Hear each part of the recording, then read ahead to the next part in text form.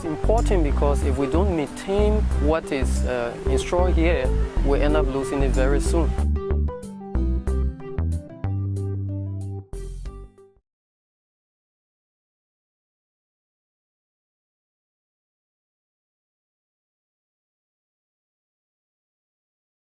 With our maintenance planning that we are trying to put in place, we are trying to hope that in the next 5 years this building will be as it is, because we are putting in place sources of funds that we're putting in place. We're involving the government officials and see how they can help so that this building will maintain as it is. We started a maintenance manual already right after the trainings, and the 15 facilities already have it.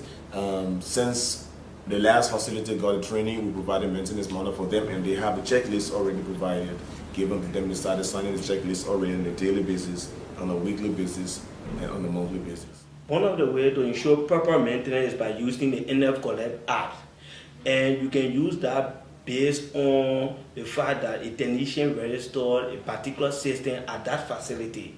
And once that system is registered, you can be able to know if the system is working properly or not. If it's not working properly, it will register on the app stating that it is not working. Then another technician can be able to do the repair of that system. The main key points on where the app is helping with maintenance is it is easy to use, it is efficient, and we can give out information in the shortest possible time, and those that are helping can view and know where issues are and step in to provide solutions. So the app solves the problem in the shortest possible time. Whenever I got problem, I have their name, their number, contact number.